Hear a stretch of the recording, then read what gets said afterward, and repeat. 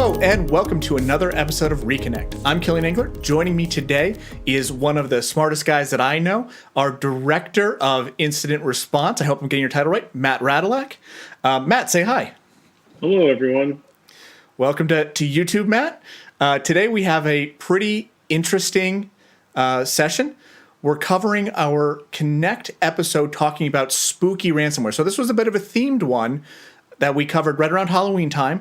So we're going to go back, talk about some of the ransomware that we've seen, some of the things that we've seen. And I thought Matt would be perfect for this because he sees some of this on a day-to-day basis. So the premise is we're going to give you the TLDR version of that Connect event. And if you want to see all of the fun that we had during the event, we'll leave a link in the description so you can go ahead and watch the whole thing. So, Matt, I have you all queued up with some slides. We're going to talk about some pretty cool malware, and then I'm going to ask you the hottest questions we got from the event, and give everyone out here on YouTube the chance to hear your great kind of answers and dive into some of these cool topics. Sure, that sounds awesome. Awesome. So here we go. Just make sure everybody likes and follows and subscribes, right, Kilian? You're a star already. You're born for this, Matt. Cool. So we should be up here. Yeah, let's talk a little bit about, one of the top questions that I get asked as a security practitioner at Varonis, leading a security practice is really, what are you guys seeing out there? Mm-hmm. And for me, a lot of the times the answer starts the same way, which is that the malware game is changing. Sure. The average malware that we see is more evasive mm-hmm. and more sophisticated than we've ever seen before. If we could take a trip back in time, 5-10 years ago, mm-hmm. Oftentimes the payload or the bad part of the malware was a part of the initial delivery mechanism. Sure. Today, though, dropper files are the most prevalent initial infection vector, which is really mm-hmm. just a tiny bit of code that's used pretty generically to download more code. But what typically happen is there'd be some footprinting or some fingerprinting that's involved in that in order to identify what type of defensive posture is on that particular machine mm-hmm. so that the payload or the actual dangerous part of the malware is going to be delivered in accordance with what they think is going to evade those defenses.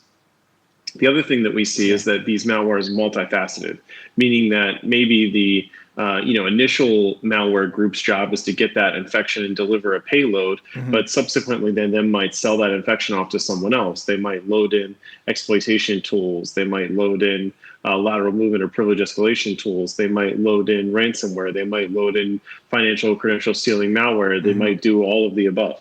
Sure. That's some pretty scary stuff. And it really just goes to show the level of sophistication that we're dealing with anymore. It makes us look back on those good old days a little bit more fondly. Yeah, it kind of makes me wonder what's next. Sure. Is it going to get more sophisticated, harder to detect, more evasive, more elusive, more dangerous? I think so. I think that's that's the easiest money we ever made if we had to go bet on that one. I don't think Vegas would take those odds. I don't think so either. We'll know when we go back to Vegas again. So the next one up, I'll just ask you to talk through this, is just walking through an attack flow, what we see sometimes, or just some of the examples that we see. So we'll start on that first one. Yeah, sure. So really, a lot of attacks still do start with some sort of mm-hmm. a targeted or a generic phishing attack. Sure. Right? Where the goal is to get a foothold or that initial infection on a single computer and perform reconnaissance. From there, it's really about figuring out what's the lay of the land, where am I, what network am I on, what company mm-hmm. am I on, what kind of credentials do I have, and then it comes time to poke around and move around. Yep. Once we get to that phase. Yeah, when we're in the poking around and moving around, there are different techniques that get used. Sure. Right? Brute force attacks is the parent category, but mm-hmm. you could do account enumeration, you could do password spraying, which means you're either guessing usernames or you're guessing passwords. They've got low and slow versions. They've got fast and loud versions. Maybe the attackers are going to leverage a technique called Kerberoasting, where they go after those low encrypted Kerberos tokens and crack them offline in order to gain plain text values of accounts that run services. Mm-hmm. All of that is to amass a higher level of privileges and a higher level of credentials than they had initially. Yeah, makes sense. And then you come to the, as I like to say, the sweet part of the attack, the actions on objectives, which is, typically what we see is targeted data theft and then ransomware, where ransomware actually ends up being a cloak. hey, pay attention over here. I'm encrypting all your files. I'm stealing your data. I'm telling you to pay a ransom because over here I'm building backdoors and stealing your data. Yeah. Oh boy, that was nice when we used to only have to deal with one of these things, right? Yeah, when a brute force attack was just a brute force attack, right? Right. So this, and I'll go ahead and build out this slide for us so we can talk about it. The audience can see it kind of in full. But this one's one that I think you're uniquely positioned to talk about, Matt, is where do we need to look, or what are all of the places that we need to consider when doing an investigation like this? So if we kind of think back to what we just said about the attacks taking place at different places, you need to kind of eliminate that traditional security mindset of build a wall around my workstations, build a wall around my endpoints. Because if you want to catch the phishing emails, you need to monitor email and your gateways. If you want to catch the command and control, you need to monitor things like DNS and your web proxies. And looking for dropper files with endpoint technology, yeah, you might have some success, but the whole point of using a dropper and then delivering the payload is to purposefully evade detection by endpoint technology. And when you're looking for lateral movement via a brute force attack, you have to look inside of things like your Active Directory logs, like your Azure Active Directory logs. When you're thinking about things like command and control back out, after the initial dropper file is downloaded, again, you're thinking about DNS, you're thinking about web proxies. You got to think about actions on objectives. Where is all that data stored? Is it inside of on-premise file systems? Is it in SharePoint? Is it in Office 365? Are you monitoring those places? Could you find people that are looking for them to be misusing and abusing those places? Same thing when it comes time for exfiltration, when it comes time for ransomware. Do you have the telemetry to be able to at least forensically go back and see what happened, or hopefully be alerted to it before it becomes more dangerous than it is? It's a lot of places to look at, and a lot of different interfaces and a lot of different solutions maybe to try and do this, if you can even do this manually. And maybe that's a question for you to not get off topic, but is this something that people have had success doing manually that you've seen? It's not really... that's a very difficult question. Yeah, organizations take on logging initiatives with mixed results, right? I've definitely been and met with organizations that pull in logs from all sorts of places, all these places included, that have the basic capability of, you tell me when something happened, I can go back and look at logs to tell you the facts. Right. But on the reverse end of the spectrum, some organizations also have some success being alerted to maybe one or two things on this list. But I very rarely find an organization that both has all that robust forensics capability and all those detection controls to detect every phase of that attack. And I think that's really where selfishly it's okay with you, Kilian, and I like to shout out Varonis because we're very uniquely positioned in that arena to not just focus on the detection controls, but also the responsive controls. Yeah. So the $10 million question, or maybe it's a $34 million question if we look at some of these ransomware payouts that we've seen, how does Zero Logon change the game or factor into all of this? Yeah, so you think of that chart we looked at earlier around the attack flow. Zero Logon takes the length of that line and makes it, just about that big.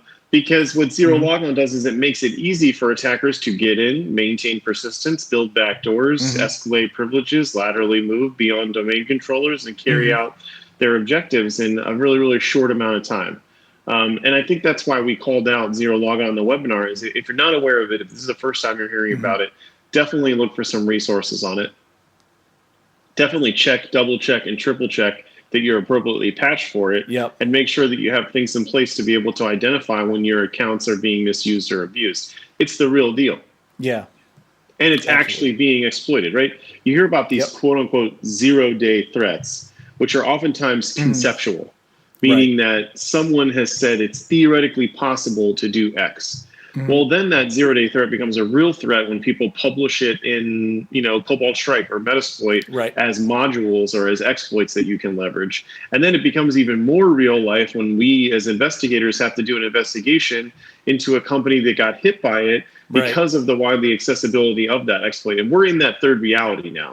We're not in the theoretical, is Zero Logon bad? We're in that we know Zero Logon is bad. It's being used to really shorten the time frame of an attack. Absolutely. And just to call out what we have on screen right now, these are Wireshark captures that I actually did myself personally. I downloaded some proof of concept code off of the internet and ran it within a few minutes, I was able to do this. We have the normal net logon process, and then we have the zero net logon process, which is the one on the right. It should be where the client challenge is zeros. So it's literally zero logon. Got to appreciate very nicely named exploits or tools. Makes it easy to keep track of everything, and Absolutely. I guess it might be enough for someone to figure out how to exploit it as well. You just put a bunch of zeros into a logon. Exactly. So now that we've kind of set some of that and covered a little bit of the basics that we covered, and of course we went into this in much more detail in the actual event itself, and we covered some of the attack workflow and things that we see an attacker would go through. But what we wanted to do now is switch over a little bit, and I want to pick your brain, Matt. We got a lot of awesome questions from this session, and I want to run through these with you and share your answers with our fans on YouTube here. So yeah, sure. That's one of the best parts of doing these webinars is getting to interact with our community. Yep. I really enjoy that part of it. We spend a lot of time developing this world-class content and publishing it for the world to see. But it's when someone in the community reaches out to us and wants to have a conversation with us, it makes a really meaningful impact on me. That's awesome. Yeah, and I think our viewers will like that. And hopefully that'll encourage them to ask more questions. And maybe even when we do this live, we can have them come on and ask us questions. Definitely. And hopefully if they didn't hear me earlier, they'll follow, and subscribe. There you go. I've always wanted to say that on one of those YouTube videos, Kilian. Smash that like button, Cool. Well, before we get to that, I guess they could smash that like button right now if they've liked what we heard so far. But I think they're going to maybe be enticed a little bit more after we hear some of these great answers. Sure. Let's go through it. Let's dive in. So I've broken these up into kind of categories to make it a little bit easier and follow through. So the first one I have, and this is more of an ethereal question. We talk a lot about least privilege. So Matt, have you ever found an environment that actually does have true least privilege? Oh yeah, I'll name two.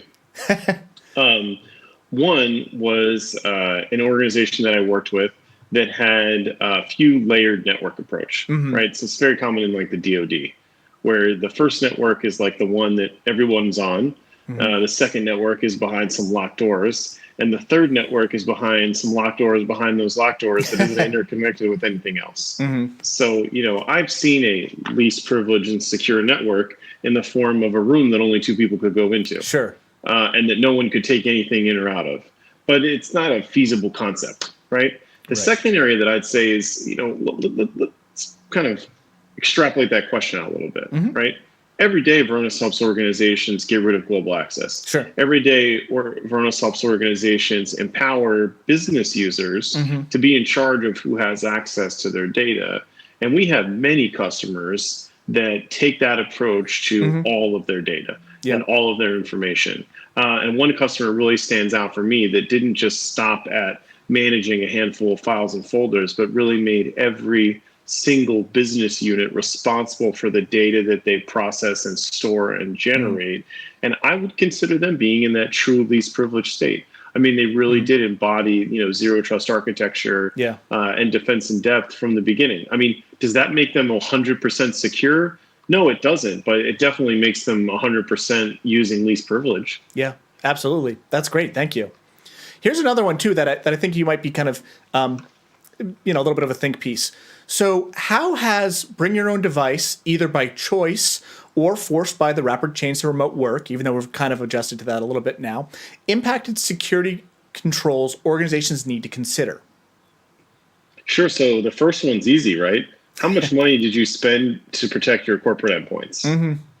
How much are you not spending to protect the personally owned ones? Sure. Right? I mean, you got to think everybody's buying, scanners and agents and EDRs and antiviruses and, forensics tools and paying the per unit cost for all the corporate owned devices.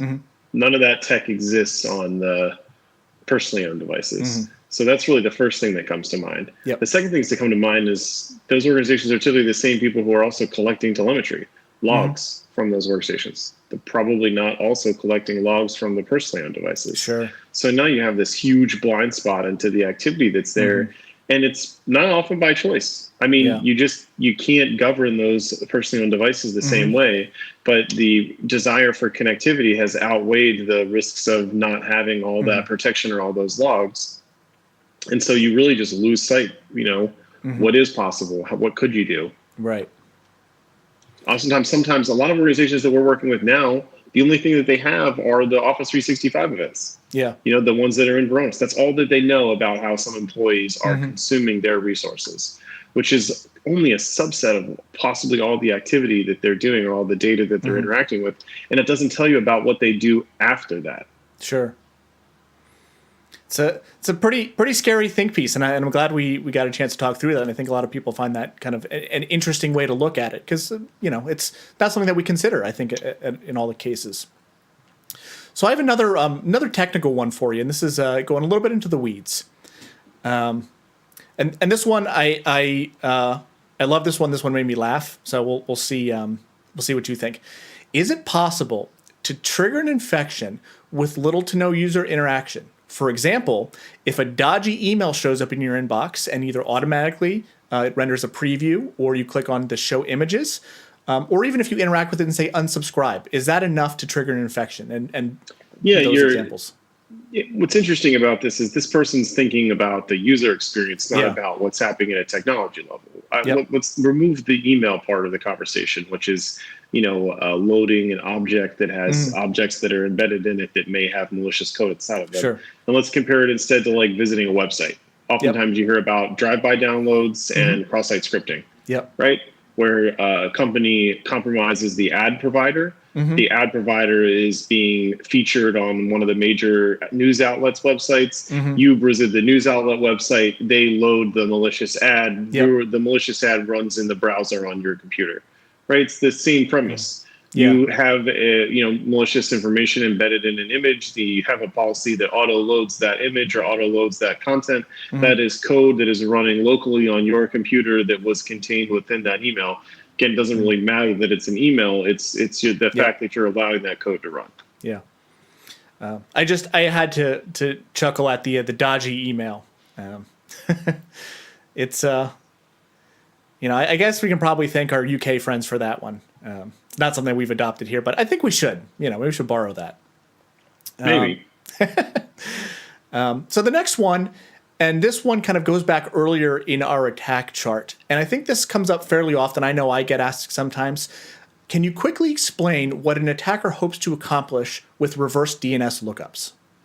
Yeah, reconnaissance. So many organizations name computers according to the functions that they perform. Sure. So, DC, DOM, domain controller in the name of a domain controller. Right. EX, exchange, mail in the name of an exchange server. FS, file, FSV in the name of a file server. Sure.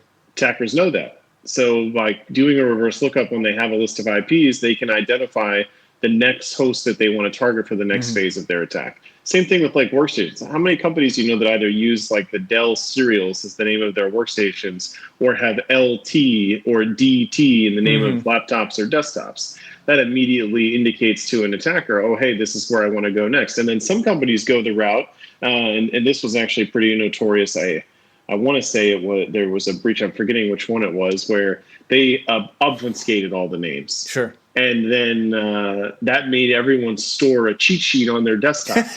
So the attackers were able, all they had to do is literally move to one computer to completely de-obfuscate the whole arena, which so it didn't really buy them anything. I don't necessarily think anyone listening to this should go and re-architect all of their server names. I think it probably would be easier for you just to monitor DNS on the inside. Yeah, makes a lot of sense. Thank you. I think that'll help a lot of people understand that.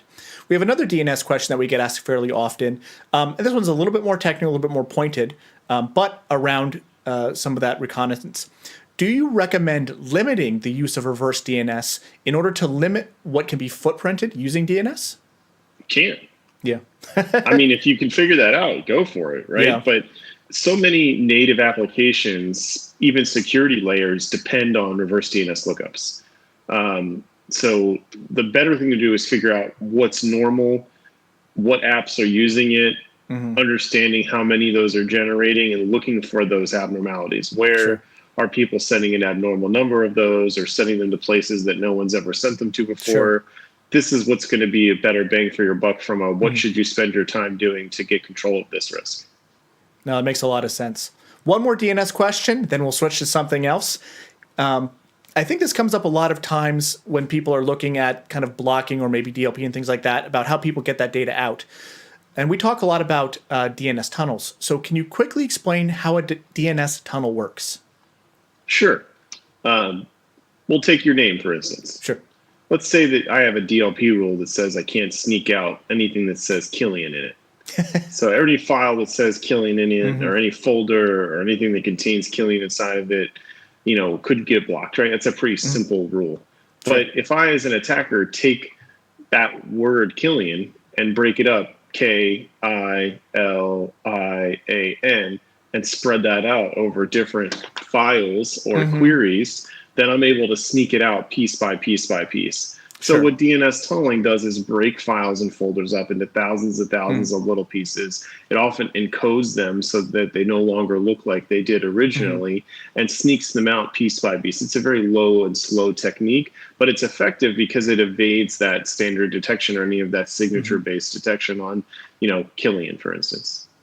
No, that makes sense, and I think that's a great explanation. I think it'll really help because it's a really scary concept, and that's my favorite data exfiltration, method of all of the ones that I've seen, because it's so simple, but it's so difficult to deal with. It's elegant. Yeah, that's it. And the other thing that I would say about it is it's hard to block, right? You can't block absolutely. DNS. This comes back to the same thing with reverse lookups. More and more attackers are living off the land. They're leveraging native protocols, native procedures like PowerShell, DLLs, and things like that to use Windows against Windows or use the average IT infrastructure against themselves. That's really a great kind of point to point out for a lot of people to understand that.